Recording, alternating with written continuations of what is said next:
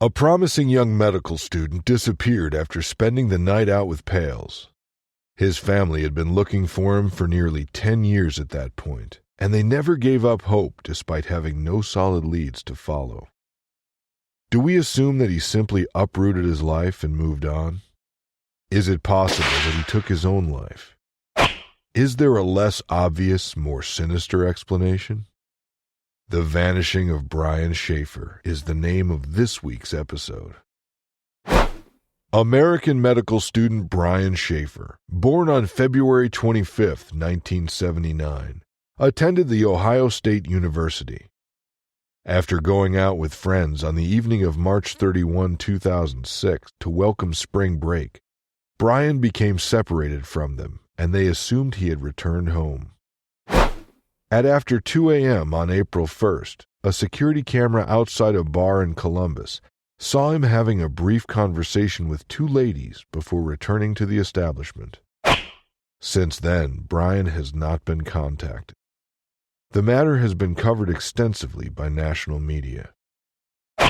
Investigators have had a hard time making sense of Brian's disappearance because there was only one alternative way out of the bar at the time. Columbus police have various hypotheses about what happened. One of them involves a buddy of Brian's who was with him that night but has declined to submit to polygraph tests concerning the incident. The alleged Smiley Face serial murderer has been linked to the case, and it's been suggested that he may still be alive and operating under a new name. Brian Shaffer grew up in the Columbus suburb of Pinkerington, the elder of Randy and Renee Shaffer's two kids. After finishing up at the local high school and earning his diploma in 1997, he enrolled at Ohio State University. After studying microbiology for 6 years, he finally earned his degree. After that, in 2004, Brian enrolled at the OSU College of Medicine. As he was in his second year at the university, his mother passed away from myodysplasia. Friends of Brian's believe that despite appearances, he is still struggling with the loss of his mother. Brian's romantic involvement with Alexis Wagoneer began during his time in medical school. She and their loved ones assumed that Brian would pop the question to her sometime in 2006, possibly during their spring break trip to Miami at the start of April. Brian had an admiration for tropical cities like Miami because of the laid-back culture there. Despite his commitment to become a doctor, Brian has been open with his pals about his secret desire to form a Jimmy Buffett-style band. The final day of school before spring break at OSU was Friday, March 31st. Brian and his dad, Randy, went out for a steak supper earlier in the evening to celebrate the occasion. Earlier in the week, Brian's father had seen that his son had been pulling all-nighters to prepare for some approaching exams. There were some things he was worried about regarding Brian's plans to hang out with his friend William Florence, a.k.a. Clint, that night, but he didn't share those things with his son. At 9 o'clock, Brian and Clint hung out at the Ugly Tuna Saloon in Columbus's South Campus Gateway complex on High Street. Alexis had gone back to her house in Toledo to see her family one more time before she and Brian left for Miami, and Brian contacted her an hour later. After leaving one bar, Brian and Clint visited one more on their way down to the Arena District. They got a shot of strong liquor at each location. At midnight, Brian and Clint went to the Short North to see Meredith Reed, a mutual friend of theirs. Reed drove them back to the bar where the evening had begun, the Ugly Tuna Saloon, and they all went in for one last drink.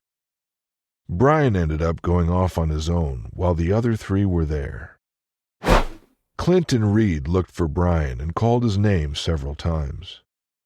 After the pub closed at 2 a.m., they departed with the other customers and waited for Brian outside. But he wasn't there when everyone else left, so they figured he'd gone home without telling them. After that weekend, both Alexis and Brian's dad called, but got no response. He was supposed to fly to Miami with Alexis on Monday morning, but he ended up missing the trip. The police in Columbus, Ohio, were then notified that he was gone. The police started looking for Brian at his last known hangout, the Ugly Tuna Saloon. Because of the high crime rate in the neighborhood surrounding South Campus Gateway, the pub has installed surveillance cameras. Brian, Clint, and Reed were seen at the bar's main entrance around 1:15 a.m. on the surveillance tape. At 1:55 a.m., Brian was captured on CCTV waving goodbye to two young women before walking out from the establishment.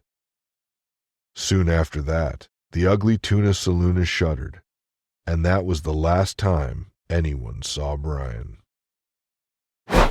Because one camera had to be controlled manually and the other was constantly panning the scene, detectives concluded that Brian may have changed clothes at the pub or worn a hat while keeping his head dropped and his face obscured from the camera. According to the results of the probe, Brian may have used an alternative exit from the building. There was just one other way out of the building, and it went into a construction site that the responding police officers thought Brian would have had a hard time navigating sober, let alone drunk.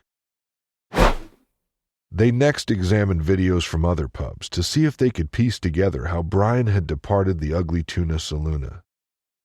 Columbus has more security cameras than any other city in Ohio, more than Cleveland, Cincinnati, and Toledo combined. Nevertheless, there was no sign of him in the CCTV footage from 3 other establishments in the area. At the Ugly Tuna Saloon, the search spread out in all directions, with officers and canines combing the streets, checking dumpsters and other trash cans, and asking locals if they had seen Brian. His picture was widely disseminated on flyers, with many highlighting the tattoo on his upper right arm of the stick figure insignia from the cover artwork of the single Alive by Pearl Jam, one of his favorite bands. The Columbus police were even able to convince the city to allow an examination of the sewer system. There was no discovery of value. Brian's automobile was still parked in front of his King Avenue apartment 6 blocks away from the bar.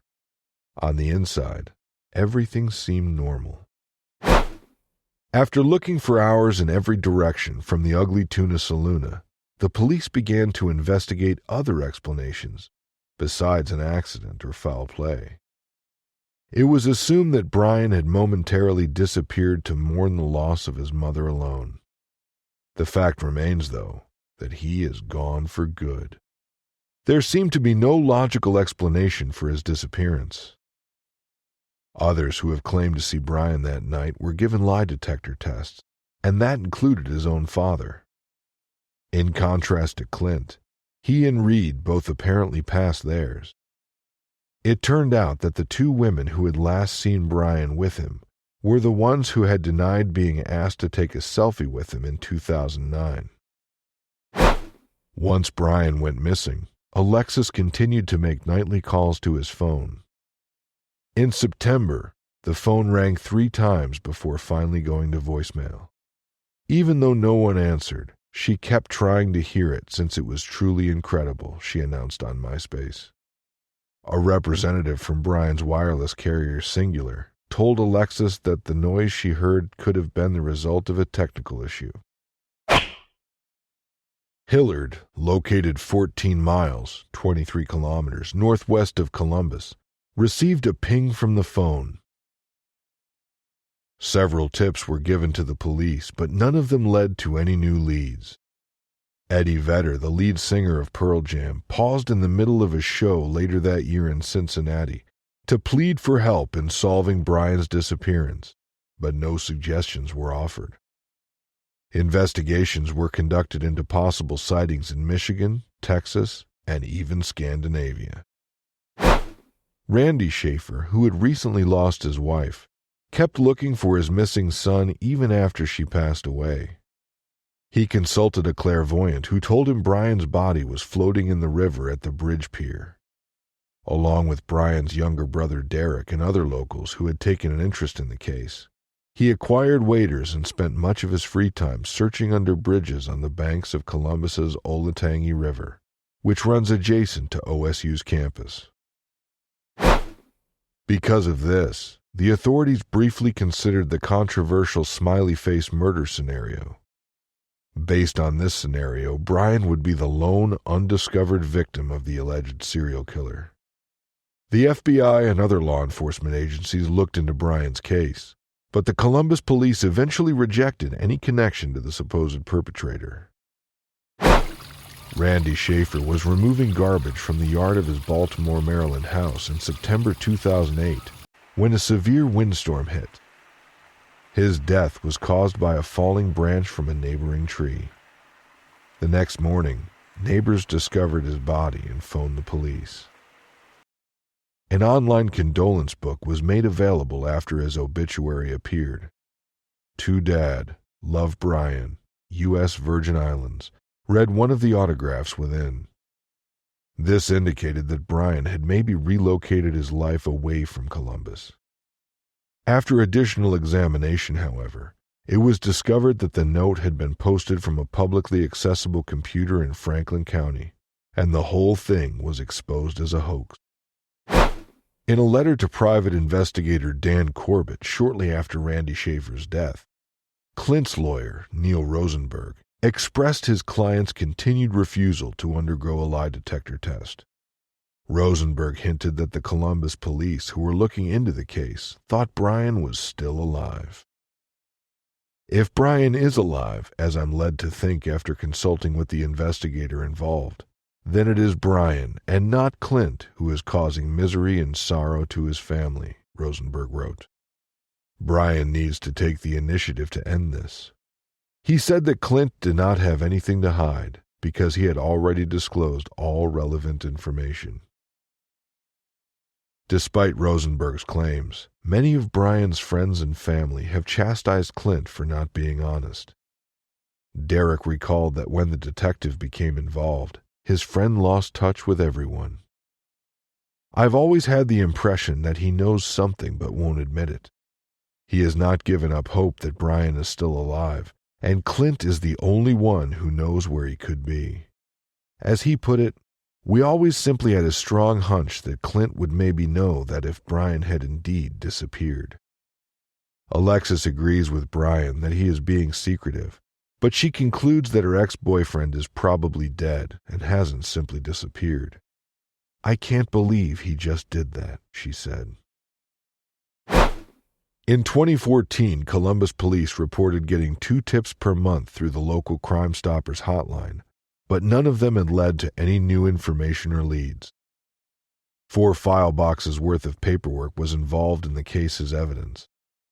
According to Columbus Monthly, one of the original investigators, Andre Edwards, said that after a thorough analysis of the video footage from the Ugly Tuna Saloon on the night Brian disappeared, he could state with 100% certainty that Brian did not escape through the escalator. The police had 3 possible explanations for the case, but they wouldn't talk to the magazine about any of them. In 2019, a photo of a claimed American homeless man with striking similarities to Brian began circulating online. The man was reportedly last seen in Tijuana, Mexico. The 2020 Columbus news station 10 TV that received the photo forwarded it to the investigator handling Brian's case. After sending the photo to the FBI for facial recognition processing, the detective was eliminated as a suspect. Nearly 15 years after Brian's disappearance, in March 2021, the Ohio Bureau of Criminal Investigation released a portrait of what he would look like at age 42.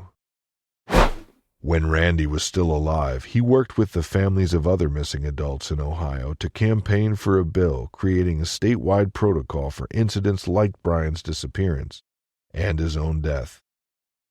It was up to individual departments at the time of Brian's disappearance, and several family members thought that the investigations into their loved ones' disappearances worsened as a result.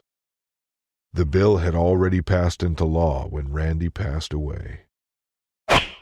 What are your key takeaways from today's case? Do you think it's more likely that Brian slipped out without being spotted by the cameras? Was murdered? And then his body was hidden somewhere?